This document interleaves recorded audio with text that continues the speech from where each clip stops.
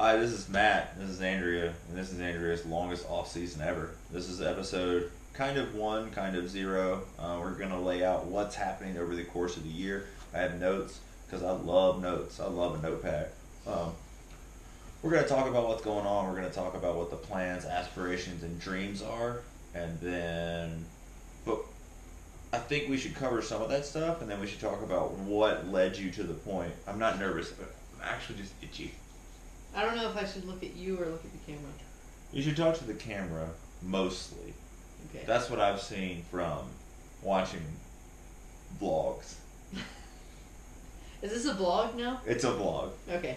It's a video blog if you want to like get real particular. So,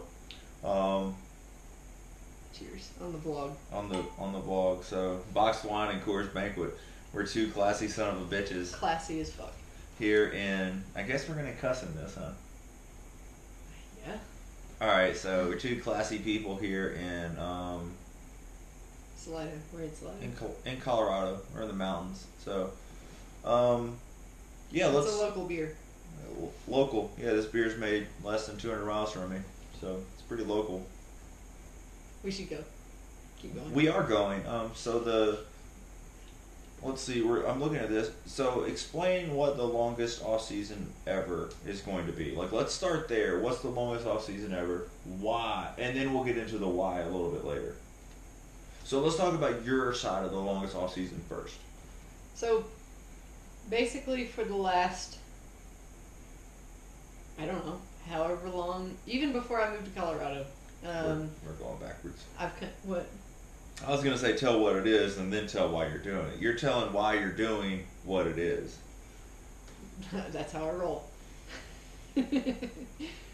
So basically, before I even moved to Colorado, I occasionally I've raced mountain bikes for, I don't know if any of you have like read my blog or like looked at any of the stuff that I've done in the past, but I've almost 100% been mountain bike racer. I used to road race, but this even happened when I was road racing, so it's been going on for a long time. Occasionally I just say like, oh, I wish I could go and do whatever it is.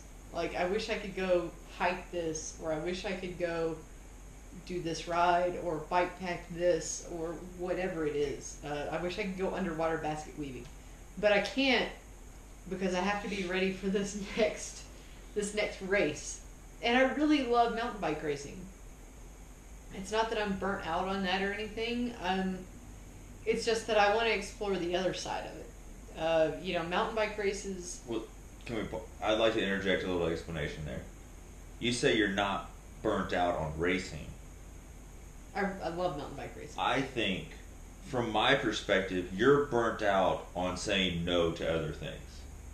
Yeah, that's a good way to put it. Like, you have said no to underwater basket weaving, through hiking this, doing this, and you're still gonna, like, the things that you have set out for yourself, they still are gonna require fitness, but it's gonna be a self-measured thing. Like, you're not going to race where you need to win. You're not going to race where you're going to be up against different competitors. You're going to go do things that require a large amount of fitness, because that's the way you roll. Right. But you're not burnt out on being fit. You're not burnt out on being like on it and awesome, and like what I think a lot of people from the internet think you are. I think you're tired of just saying no to the other. And in normal Andrea fashion, you're going to go 100% on the other. And then you're going to come back to racing next year, like next year being 2019, I would assume, like the normal like return after pregnancy. Like you've done some things that you've loved, but then you're coming back to something that you really want to do, and you're going to be hungrier. I'm not pregnant. No, but that's, you know what I mean? Like, where they take a break and then they come back hungrier. There was a Memphis racer, and the joke was every time she had a baby, she got faster. But I think what happened is every time she had a baby, she came back more hungry and more willing to be out of the house. Debbie? No, Maggie Finley. Oh yeah, her too. So yeah, women who have had children and then race, like, they are the toughest women to beat for sure. Like, they're incredible. And I think a lot of that... I'm not going to do that. And just a tangent, though, I think a lot of that is... I understand that having a child is like a burden on the body, but like it's not a cycling burden or a running burden or whatever. So there's like a long forced rest, especially at the end of the pregnancy, like the last trimester probably. And then the other portion of it is I feel like those women, when they leave the home, when they leave those 2 or 3 or 4 kids or whatever, you know, they're saying to themselves, like, they're maximizing their time. Like, they never let themselves do a lackadaisical workout because, like, they have to maximize their minutes. Not their hours, not their days, their minutes. So, long tangent here. But that is a big tangent. But, again, to summarize how we got there, you're burnt out on saying no to the other, and you're going to take a year off from racing, and you're going to go back. It's almost like a gap year in college.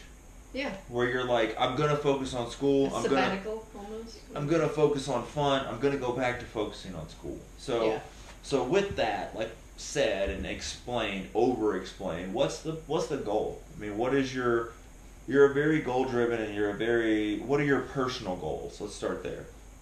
So like the specific things I want to do. So like. What have you said no to?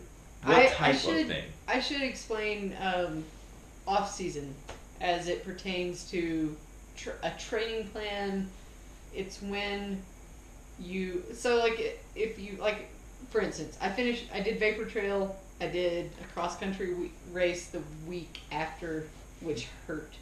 Yeah, I did a cross-country race on a 3-inch tire bike with pinion gearing. I did a cross-country race on the heaviest hardtail and tried to die. Yeah. It was a thing. I did it, and I was successful, and I felt like that was just the stamp on, like, that last year, so 2017 was one of the best racing seasons I've ever had. I had, I would say, like, the 2 biggest victories of my mountain bike racing career with the GoPro games.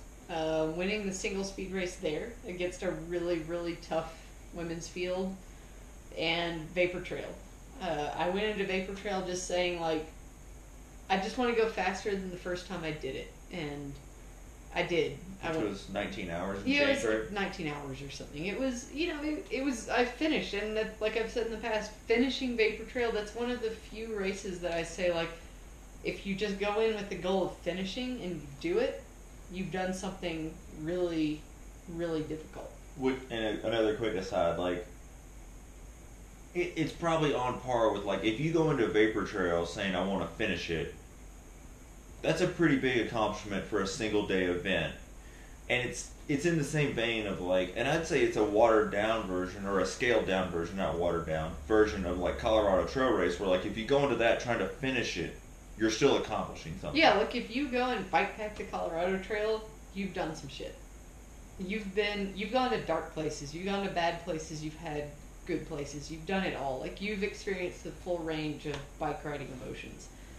And that's how Vapor Trail is, really. Like, it's squeezed into a one-day race. So, finished Vapor Trail, and I did, the race the week after, and then I just, like, I went, like, full frat boy. Like, just... Yeah. And it's funny because I found out Josh Testato does the same thing, which is awesome because he also won Vapor Trail, and he's really, really good. He's one of the people that I don't want to say like mentor or envy or whatever. Like, I really respect him as an endurance racer. And I found out we have some of the same habits following, like, our seasons of racing. So post-season is when you go full frat boy. Frat girl. Sorority girl. I don't know, whatever. I wore Ugg boots and drank a bunch of wine.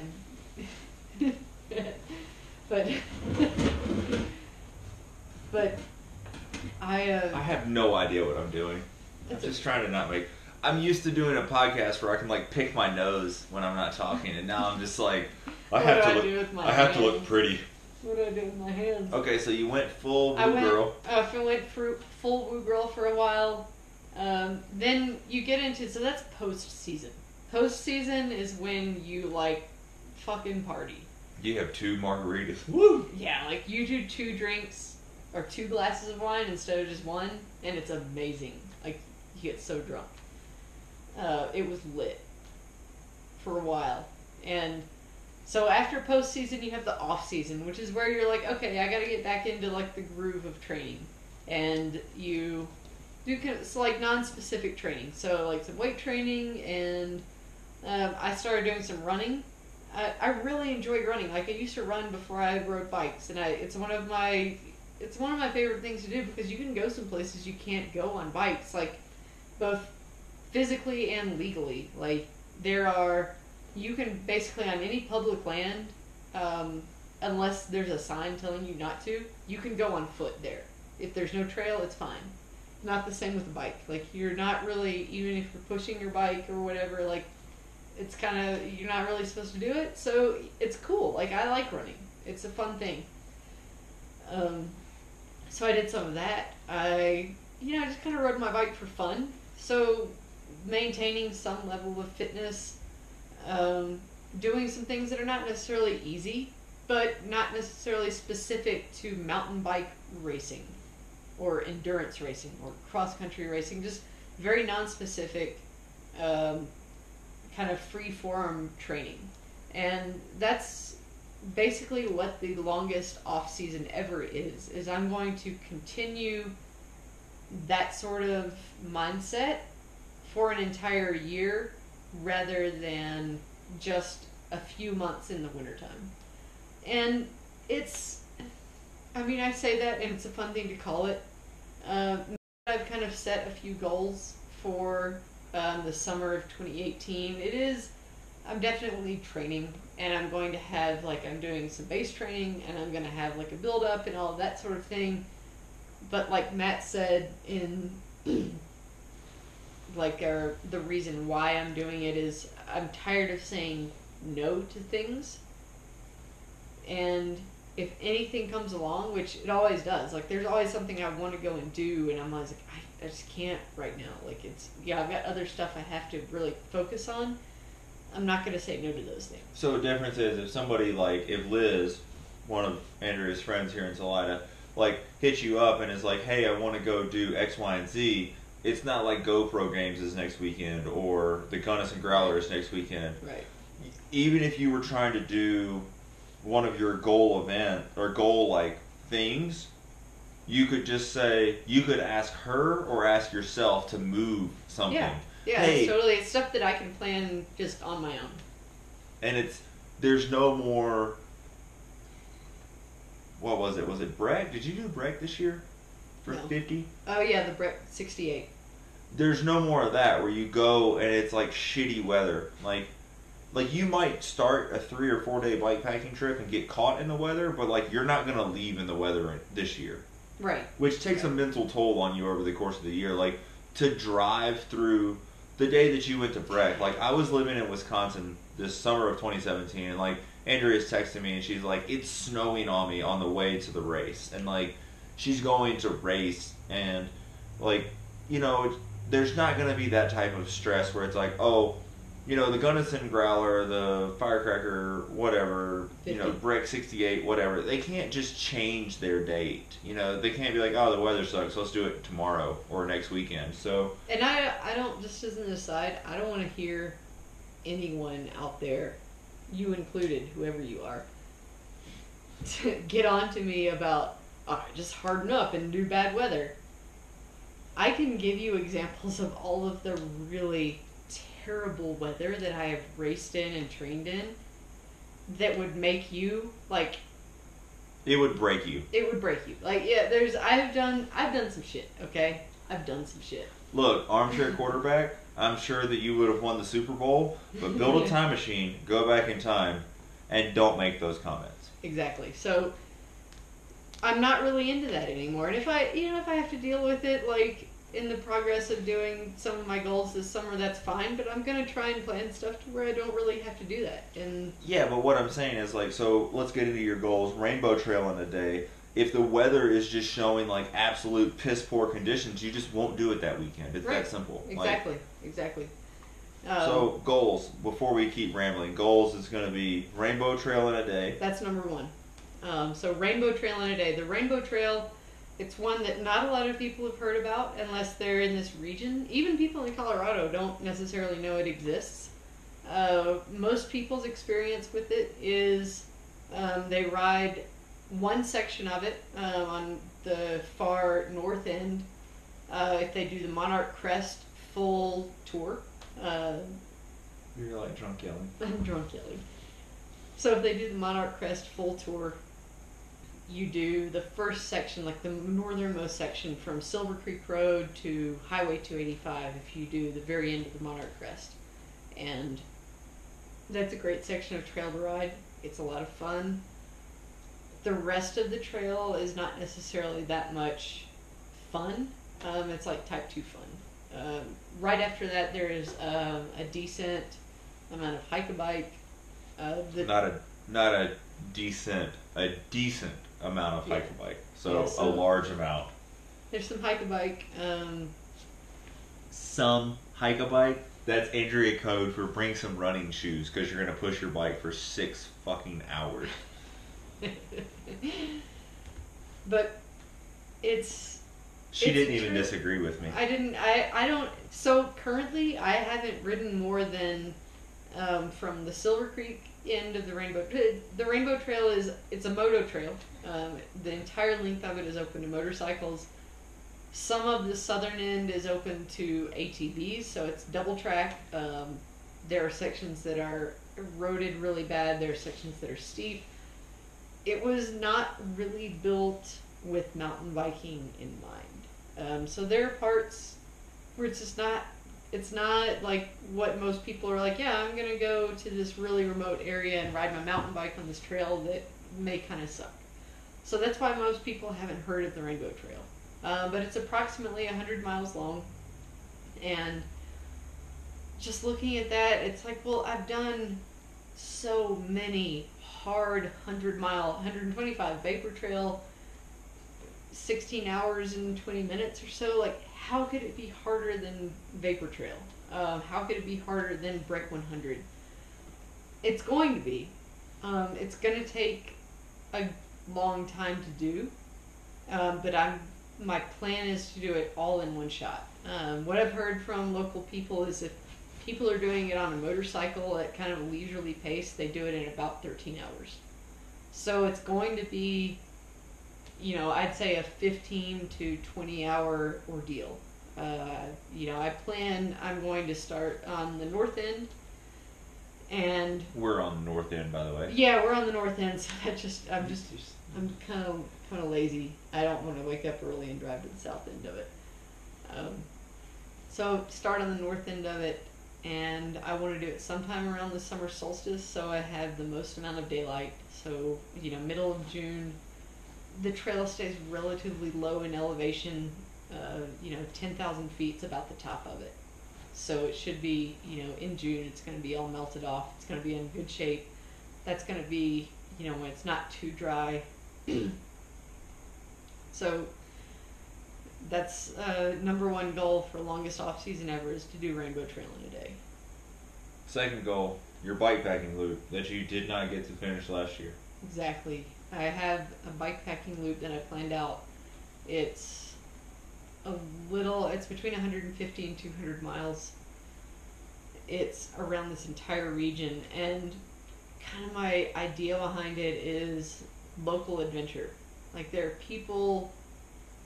a lot of people that live in Colorado and live in really awesome areas that are like, oh, I'm going to go bike in New Zealand or bike in some obscure place, or I'm going to go to this bike race in a third world country. Like, you've got some awesome shit right here.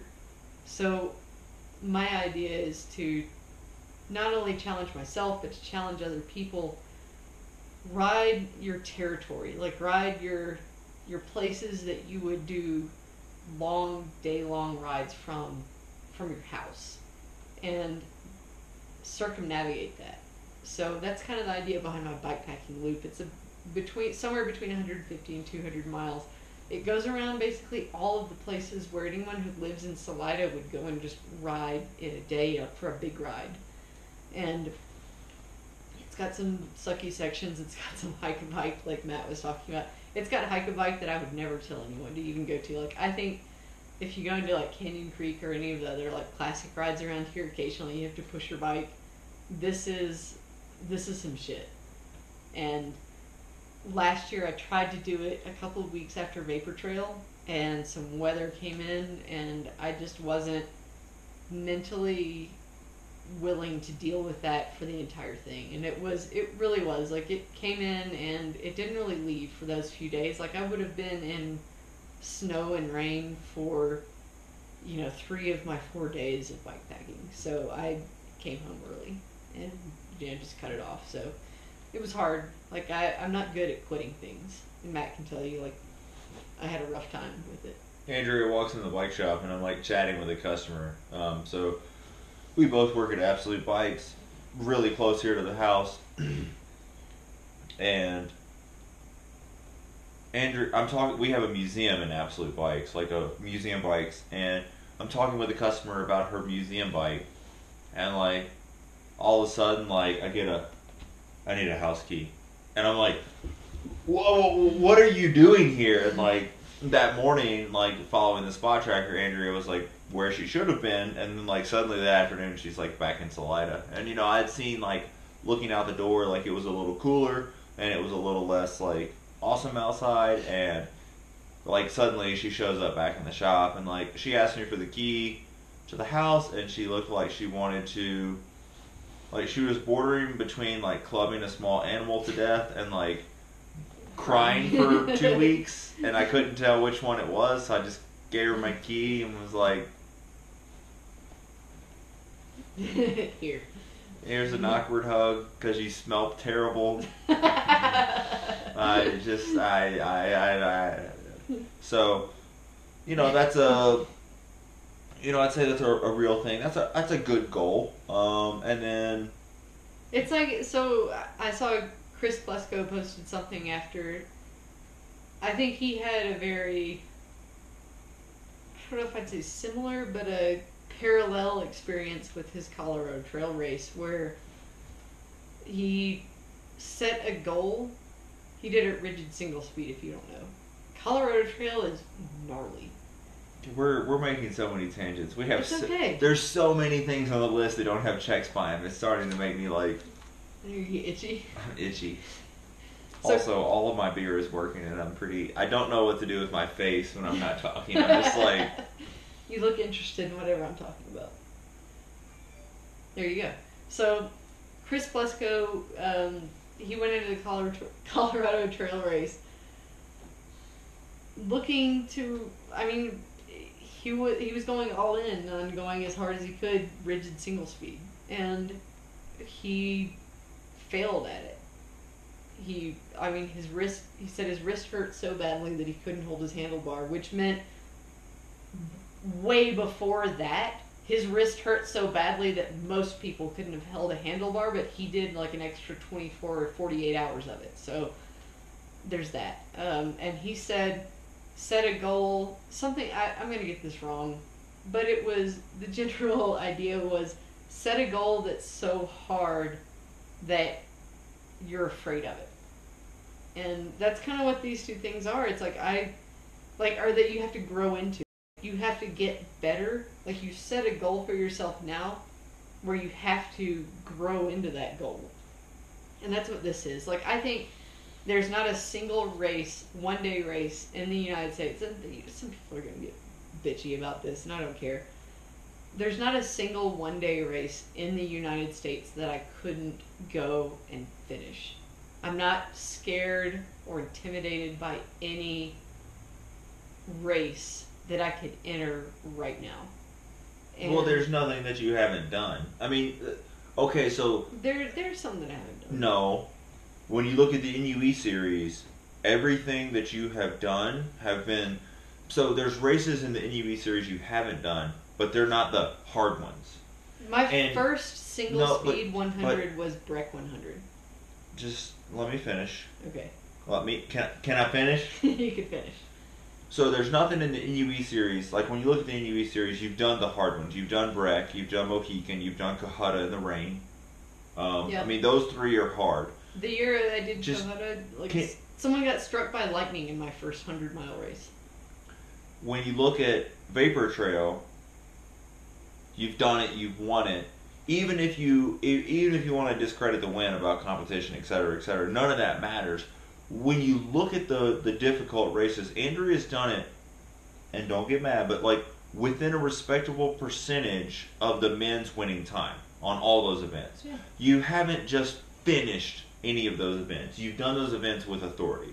Right. For the new course of Vapor, you have the course record, and I think that'll be a record that stands for quite a while. Just, I'm not finished. When you look at the races that you haven't entered, maybe some races that they're just kind of out of my range. No, that I would say bill themselves as hard, above their hardness. If you look at the winning men's time of those events, also with those, if you look at the caliber of racer that shows up, so like if you have a local race and it's won in an hour and Andrea wins in an hour and 5, like okay, the fastest man was some person you haven't heard of. The fastest woman was 5 minutes off of that, whatever. But when you look at a race, it's really hard. Like take Breck 100. Like a known person wins Breck 100. Like David Kremstock was like in the top 3, right? And if you looked at like your time versus Breck 100 times, you could say like, well, like you get an idea of like the percentage, right? Mm-hmm. And if David went and did a race, you would have a good idea of like how you would do in that same race. Given that it's not like one's I usually finish this. I'm not finished. As long as one's not like a mountain bike race and the next one's a time trial. As long as they're the same, like, similar events. So, Andrea has a good marker for all the hard single-day events in America. And with... Can I talk about Marge Gessick? I was trying to avoid being a dickhead about that race. Well, I want to talk about it because I know when I say I could do any one-day race in the country, that's going to come up. Entry, airfare, lodging. Andrea will race Margie Gessick. Until then, go fuck yourself. Tell people the course is actually marked. Tell people there's actually aid stations. That's what I was going to say, but a little bit more professionally. I'll do any race, one-day race in the country, if you tell me what to expect and you are truthful about it. If you say this is a self-supported event, it is not marked, there are no aid stations, I will do it. I'm good at that. I can do it. If you say this is a marked course, there are aid stations, I will do it. I can do that too. If you say this is an unmarked course, there are no support, whatever, and then there are, fuck you. I'm not going to do it. It's not okay. Like, you don't do that. It's one or the other. There are, or if you say there are no course markings but there are aid stations, whatever. But you have to say truthfully what is available for course markings, what's available for support. And if you don't, or if you lie about those things, or if you're like, oh, there might be something out there, no, I'm not going to do it. So it's one or the other. It's either not supported or it is. And once you decide, whoever you are who runs Margie Gessick, once you decide, I'll do it. But until then, it's an illegitimate race. It's not okay. You can't do that, because if I roll up to the line prepared for an unsupported, unmarked race, I am at a disadvantage compared to the people who are like, oh, I know there's going to be a secret locals only aid station at whatever mile marker. That's not how it goes. You can't tell me there's an unsupported 100 and people are on the starting line in a full XC kit with 2 bottles on their bike. That's not real life. Right. That's different. That's different preparation. Like, the person who's prepared for 100 miles unsupported is at a disadvantage to the person who is prepared for a supported 100 miles. So until you are 100% one or the other. This is full JRA rant status right here. It is. It's full JRA rant status fueled by Boxmine. Until it's one or the other and it's official, I'm not doing it. And it's not a legitimate race in my eyes. So once you figure it out, I'll do it. I'll come up there and I will do the hardest one-day event in the U.S., but until then, it's an illegitimate event. So let's move on. So those are the things that you're going to do this year for yourself. The other plan along the way is to coach me for my 2018 season. So I have 3 events that are going to be evenly spaced out by about a month. July, August, and September, I'll do Silver Rush 50, which will help me qualify for a better corral for a month later, Leadville 100. And then I'll coast, maintain fitness for about a month, and I'll race Vapor Trail 125. So the plan is that I'm going to do Trainer Road, and Andrea's going to help me modify that to do some outdoor rides, adventure rides, sleeping up high and stuff. We're gonna do some coaching to get some body weight exercises in the mix so I can be stronger as a person. Kettlebells too.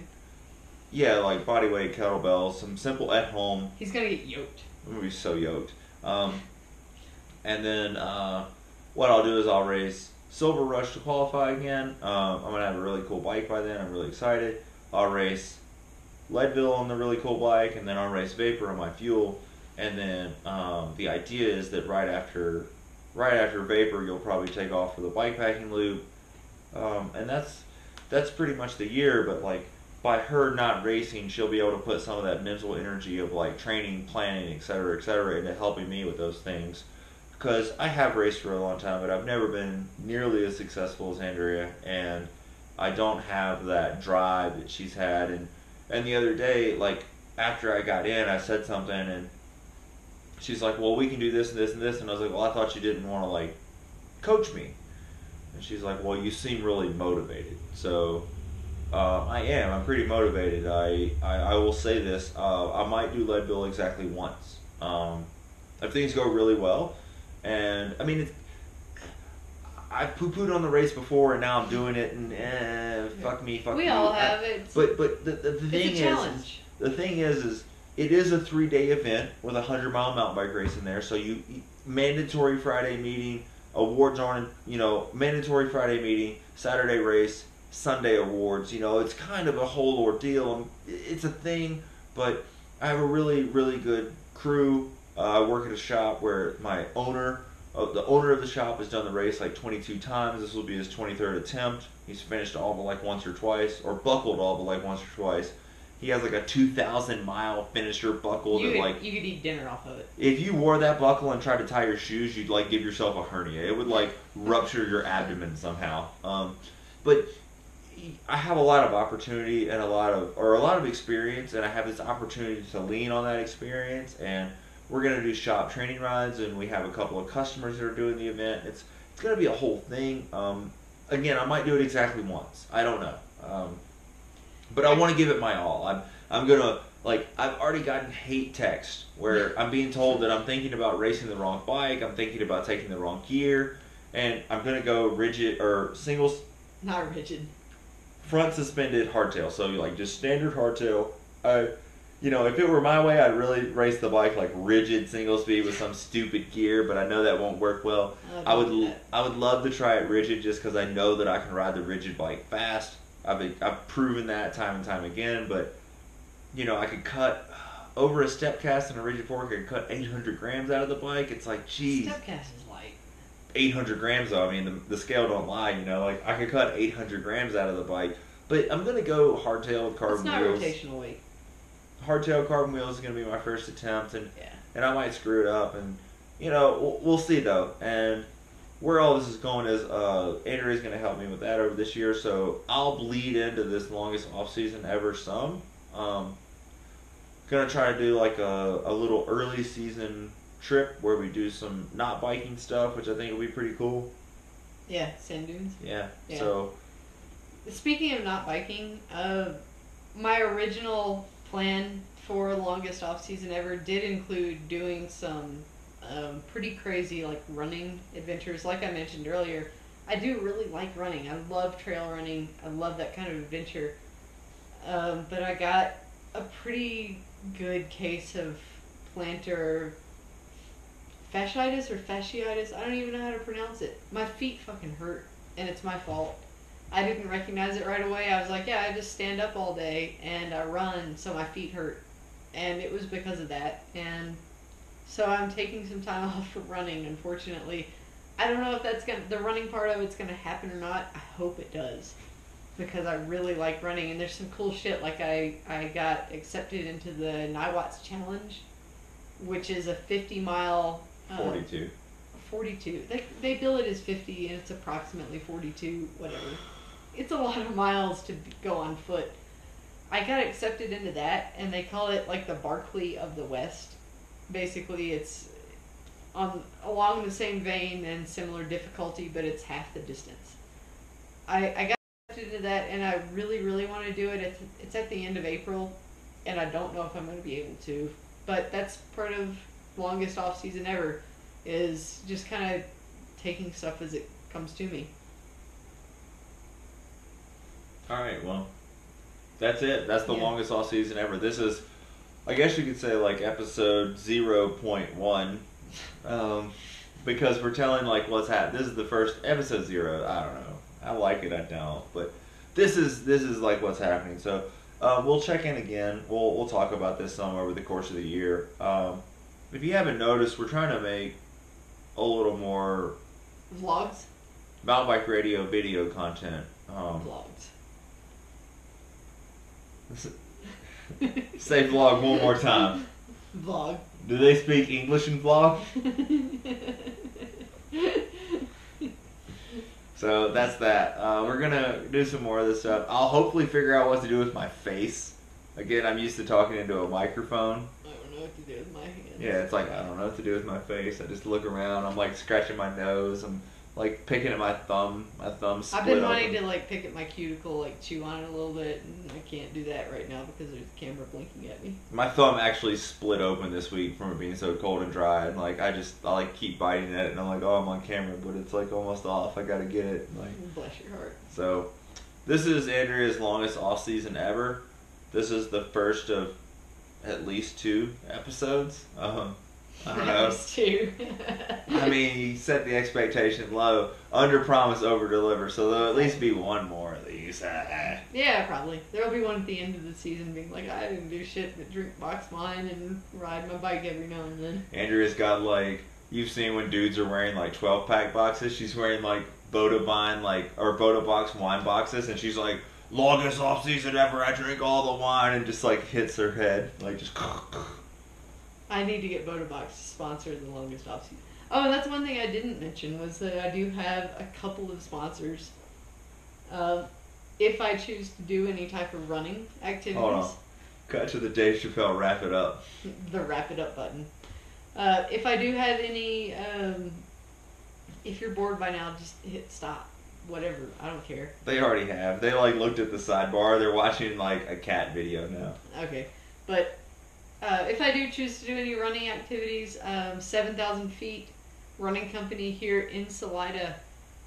Andrew is one of the best people that you will ever meet. Even if you don't run, if you ever visit Salida, just go in the shop and talk to Andrew. And he's one of the friendliest people. He's like the golden retriever of people. Like, kind of like Bobby Wintle at District Bikes in Stillwater.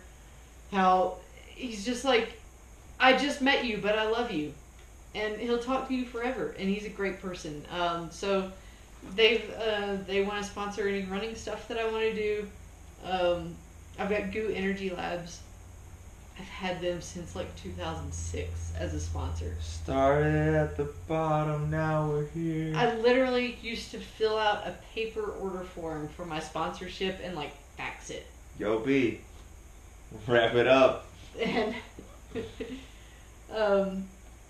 I've still got Gates Carbon Drive for any racing that I do end up doing, which I'm sure I will because I like mountain bike racing. It's just not like #1 priority. They're still sponsoring me along with Spots. I'm riding my rocker, and it's an awesome bike. I've still got some really good sponsors for this. Anyone else interested in sponsoring longest off season ever? Hit me up through any of the channels we mentioned. Andrea at BrickHouseRacing.com. Yeah, Andrea at BrickHouseRacing.com works all the time. And then, to steal a line from Hoonigan, that's a wrap.